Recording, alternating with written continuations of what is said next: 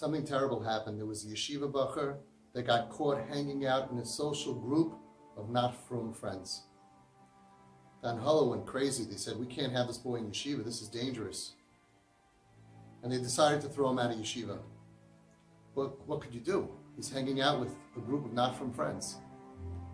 So they went to the CHAZON ISH and they asked him, can we please come and bring the boy to you? CHAZON ISH agreed.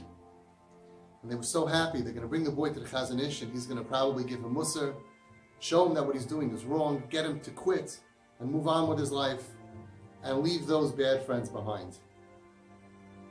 At the meeting, the CHAZON ISH said to him, you're not going to this yeshiva anymore. I found you another yeshiva. And he didn't mention one word to the boy about what he did wrong. He never asked the boy to leave the group of friends. He just said, you're not going to this yeshiva anymore. I arranged for you to go to another yeshiva. They couldn't believe it. After the meeting, they came back in and they asked the Rav, we brought him to you to give him musar, to show him that he's on the wrong path, to convince him to do tshuva, to drop the bad friends. And instead, you didn't even do any of that. You didn't even mention the problem. The CHAZON ISH taught them a lesson that we need to know in our generation. Before you make someone leave something or someone, you need to replace it with something or someone else. Again, before you expect somebody to let go of something or someone, you need to replace it with something else or someone else. And as long as you are not offering that person an alternative that's better for him, that he likes more, you cannot possibly demand that he just lets go of what he's doing, said the CHAZON ISH, even if what he's doing is wrong. What a lesson. The CHAZON ISH said giving him musar would have only accomplished one thing.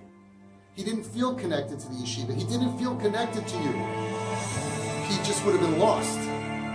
He would have been gone. He would have been thrown into the arms of those bad friends that are waiting for him and that accept him. What would that have accomplished? Nothing. Said the CHAZON ISH, you know what I did at this meeting? I did one thing. You are obviously not the yeshiva for him. I showed him he's special. I showed him that he could still be in yeshiva. I didn't take away the one hope that he has. But I did something else. I want him one day to be able to turn around. I want him one day to be able to have good friends.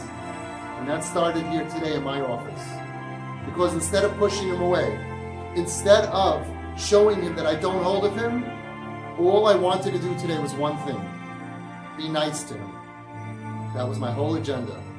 Because if I could be nice to him today, maybe he'll come back next week. And if he keeps on coming back to me, eventually what I'm giving to him will make him give up on everybody else. That's the lesson for our dar. If someone's doing something wrong, has a bad habit, engaged with bad friends, they have bad influences on the outside, there's only one way to conquer that. And that's what the CHAZON ISH said. Give them better influences from the inside. And then eventually the person has the ability to give up on whatever else he's doing wrong. That was the plan of the CHAZON ISH. Not richuk, not rejection, not throwing people out, not even explaining to them that you're worthless and we can't tolerate you and you're bad. That's not going to work to save the youth. The only thing is, show them that I, the CHAZON ISH, I, the Gadol Adar, I, the frum person, care about you, build a relationship that gives him someone else, something else, someone better, something better. Because those bad friends, they're going to fall away anyway. So now we prove that we are here for you and we will always be here for you. And over time, that kid has a chance to come back home. That's what we have to learn from the CHAZON ISH.